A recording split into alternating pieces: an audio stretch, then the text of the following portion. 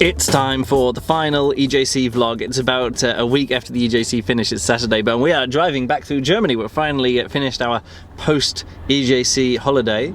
5 hours to go. Yeah, 5 hours to go back in Berlin, and we are stuck in traffic. Yay! For the first time, actually. Yes, actually, the first bad traffic we've had all trip. So we thought we'd do our high-low Gold Cush Banes, our little wrap-up of things that stand out from the juggling convention. We did this on the way back from the Lublin convention, and we thought we'd just do it here as well. So, starting off with a highlight of the convention. Do you have a highlight off the top of your head, Juliane? Fight night. Really? Yes. Fight night. Tell us about Fight night. It was because it was this kind of spontaneous thing, yep. And it had just a really great energy. Every match was just amazing. I kept filming and I thought like, oh my god, what am I seeing? All these crazy points going on, and it was my highlight of the convention. Yeah, I know it's boring for me to say, but my highlight of the convention was the fight night as well. I mean, it's one of those things that, again, I think I mentioned this during the vlog, that I decided not to take part in the fight night after doing a lot of work with the qualification organization and taking part there as well. And I realized, hey, I need to, it was one of those things that we were just talking about it, and I realized I need to not take part in the fight night and just concentrate on doing the organization. I'm so glad I did, because it was just such a much better event. And it's focus your energy on one thing. It was certainly my favorite fight night in a long time, and that's even me winning last year as well. But also I wasn't quite sure about the decision for me to drop out and give Julius a wild card, because he wouldn't been able to take part because he was doing a show with the Jonglissimo, and he'd said, hey, if anything comes up, if anyone drops out for any reason or there's an injury, think of me as a replacement. And I'm glad he sent me that message in advance. And I was wondering, is it a good thing to do? But he did totally deserve it. He got through to the final, which is probably better than I'd have done in that lineup. If Jochen's not winning the matches, all his matches these days, I'm not sure how I would do.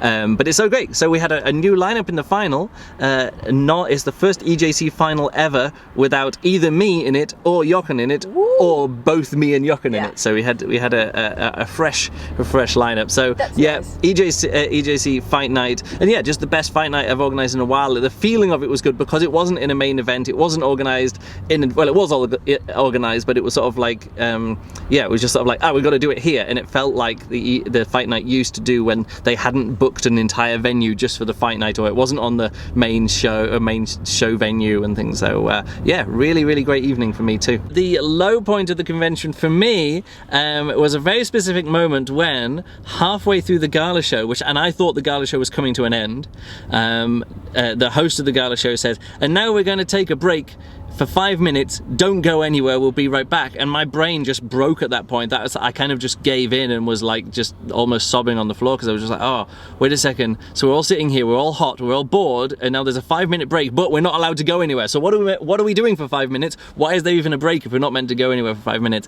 I would talk more about the gala show, but we did a whole podcast about that. So if you want to listen to our discussion about the EJC gala show and all the things that were wrong with it, but from a more positive point of view, like all the decisions which were made about the gala show and how they kind of backfired, even if they were meant well. Like there was good intentions behind those decisions, but they all backfired and ended up in the worst EJC gala show I've ever seen. And we've done a whole juggling podcast about that. So if you want to listen to that, the best way to do it, or the only way to do it, is to go over to patreon.com/Luke Burridge and become a supporter on Patreon. And if you do that, you will get a oh look, somebody just became a patron. Thank you very much, Josh Turner. I just got a little notification here. Josh Turner, thank you very much for becoming a $1 patron supporter. So do that. Do you have a low point in the show which isn't the EJC gala show? No, do you have a low point in the convention which isn't the gala show?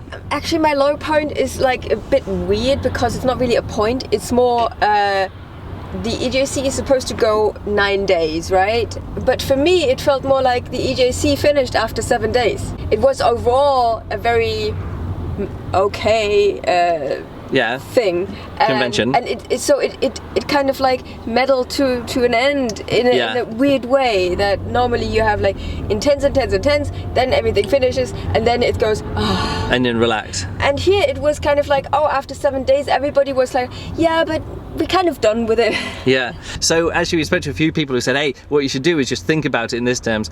The EJC finished on Friday night, about 3 hours after the fight night, when everyone was kind of like all on that high and things, and then forget about the next day, which was mostly for us taking down our tent because it was too windy and, Sunday packing as well. up. It was nothing on Sunday. Nothing really on Sunday because it was all cancelled. That was mostly a weather thing though as well, because the weather started off good, and then by the end of it everyone was just a bit over it. My goal was to properly juggle at an EJC. Yeah. I've done in Lublin, I've done like little bits and pieces. Yeah, a few balls, like 5 balls and stuff, yeah. Didn't really work out, but this time I actually did juggle. Yeah. Like proper juggle. Yeah, we had a few sessions, didn't we? Yeah. And we did some passing. Yeah. I think I achieved that goal. Okay, well my goal, I had a few goals. One was of course to organise the fight night, which is always my big thing when I do these EJCs, but also I wanted to do some workshops. I had an idea of doing a workshop where people could come along and discuss the definition of juggling, and I had some other ideas as well. And though that goal failed, mostly because the workshop board, I didn't really like the workshop board. It looked like the same workshop board that we've had for the last few years, but it turns out you couldn't just go along, write something down on a bit of paper and stick it on there. You had to go along, get someone, and then someone would write it down, and then they'd print it out, and then they'd put it on there. No, it was like an online registration yes, thing. but it needed to be printed out, and it was in really small text. So the text size of any time that somebody wanted to look at something was really small. So then when you wanted to look to do a workshop, then you had to get it really up close because you had to read really small text. So the whole vibe there in front of the workshop board wasn't just, hey, let me just look and see what people are enthusiastic about. You couldn't see anybody's personality. You couldn't see anyone's personality because it was all just computer printed, and I don't want it computer printed. I want people to see like my handwriting. I want to draw a little picture there. I want to put other information on it. Yeah, drawings on it. And so I think having the workshop board look like a normal one on the outset, but then actually not feel that way. I never did any workshops just because I just didn't like the vibe of the workshop board, which again, that's my problem, but I think there is an issue that I like the workshop board to be like, to organize workshops. Yes, there should be some things properly organized, but also just leave it to be free, that someone can just go and stick something on the board, and if something changes, like, oh, if it changes here, do we then also have to go and change it on the website, and the people looking at the website are not here? There needs to be one source of information, one source of truth of workshops and schedule, and that needs to be that workshop board. Who was or what was your crush of the convention? My crush was the spinning out tent. Oh, I was going to use that one as my crush. That's fine. That was mine. No, it was just like really relaxing spot. Like it was like this tiny island where if it wasn't in your tent, you can just go there, hang out, play board games, draw on fun chalk. I just want to say we never played board games or drew on chalk. We just hung out on couches and had massages on the massage machine. There was this massage machine. Oh, that was good fun. That was good fun. Okay, my crush.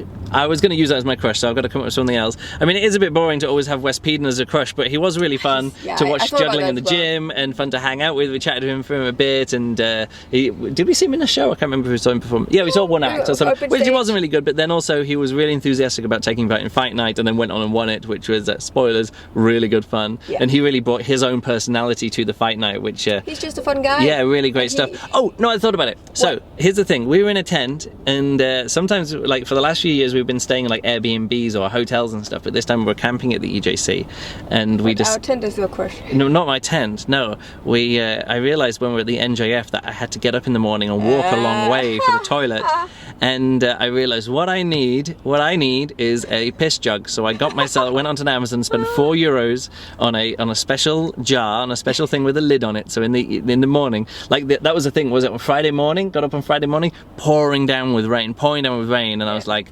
I have such a crush on my Amazon Basics or Amazon recommended €4 piss jug. So I got up and I went for a piss, and then I put the lid on it, and then get back to bed. I went straight back to bed. It was great. You don't have to get like dressed up. It was great. Just get it. And we have a big enough tent I can go out of like the sleeping compartment. So for next year, anyone who's thinking about how to make camping like way more fun, way more interesting, way better, is just to get yourself a €4 Amazon Basics piss jug. My bane was all the time, Juliana. We'll put it this way.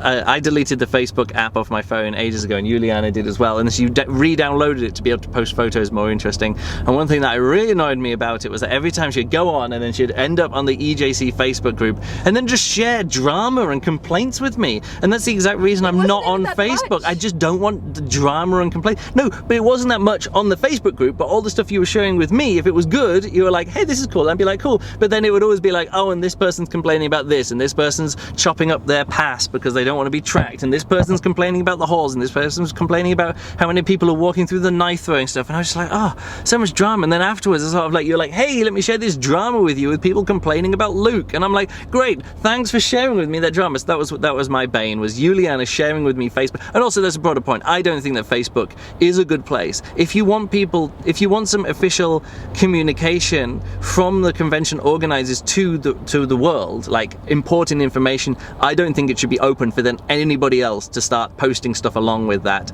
or commenting it. Why bring Facebook drama and toxicity into the real world, into my conventioneering, which I don't like. Anyway, your bane is your bane.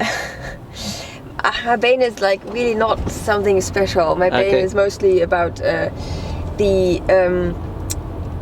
if you organize a big festival for 4,500 people, you need to know that at any point there will be a few hundred people wanting to use the toilets and a few hundred people wanting to use showers. Yeah.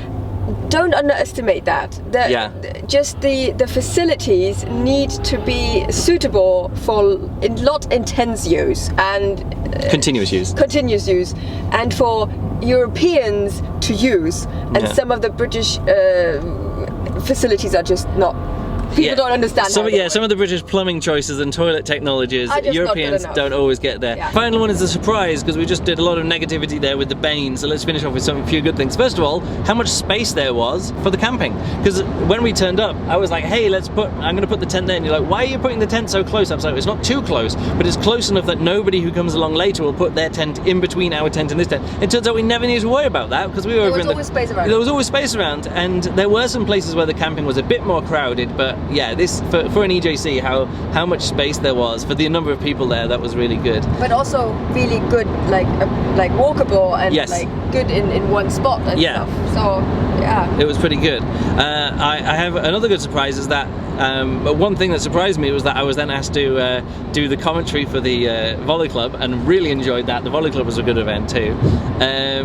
But yeah, my final thing, again, to bring it back to Fight Night Combat, which is again an event I organised, so this is good. But like it really surprised me how much I kind of was into it, just watching it and really caring about it, to the fact that someone was throwing me like packets of tissues because I was crying during it, and I think you can see that on the vlog, how like I've got tears in my eyes when we're wrapping that up, because it was such a big event. I didn't realise, even though I've been organising fight nights for like the last 10 years or whatever, and running all these things and running the website and doing all that kind of stuff, to actually put on an event which I was like, oh no, this is the best, this is like the pinnacle of fight night organising that I've done so far at an EJC or anything else, to be in tears at that, like pretty much from the semi-finals onwards, I was really struggling to hold it together. Yeah. You could probably see that. You didn't see that on the video, but on the live stream, Alex was kept on showing me sort of like just there bashing my head on the table because I couldn't cope with it. Do you have a surprise, anything surprise at the convention? Well, yeah, the location. Yeah. It was all really like, we were thinking ahead. We were thinking like, oh, should we get some scooters to zip around, because sometimes these distances can get quite long. No, it was all good. Everywhere was a nice walk away from each other. Actually, the one food place that we went to, it had actually quite nice tables, and it was nice, and it was good British pop food kind of stuff. Yeah, that main cafeteria in the middle there, where you were just like, oh, we can just go along and have steak pie and chips or whatever like that. £7. It was £7. So it was totally fine for dinner. Yeah, so it was big portions. Yeah, big portions, big tables, pretty empty in there. So see it in my belly. Yeah, I've totally put. You can see it here on my chin. Yeah. I've totally put on weight. Because after the EJC as well, we've not been that active. I've been for one run. No, I were 2 runs. No, 3 runs in the entire 3 weeks, which is not so good for me. Didn't do a lot of training, and then we've just been eating loads of English pub food and fish and chips and all that other kind of stuff, as we always do when we come to the UK. Good EJC overall? Yeah, good. Good. Like, good. like totally, Yeah, like solid. nice, Nothing amazing, but a really good, solid Yeah. EJC. Yeah. And if this was your first EJC and you're like, oh, that was pretty good, yeah, come next year. It's good. The weather's going to be better. We're in a seaside resort town, not just in a random field in the middle of middle of England on a windy hill. So it's going to be cool there. We'll see you in Hanko in Finland in 2020. I hope you've enjoyed this vlogging. No, I'm not saying goodbye yet. Just want to say thank you once again to all of the people who are supporting us on Patreon. Yes. Again, I don't have, because we're driving at the moment, I don't have a list of the people. Lots of people have signed up recently since the EJC. People obviously wanted to listen to the podcast and see and support us after seeing some of the videos. So go over to patreon.com/Luke Burridge if you've enjoyed the vlogging and all the other stuff, and check out everything else in this playlist. This will be the last video in a playlist of EJC videos from EJC 2019. So thanks for watching, and we'll see you next year.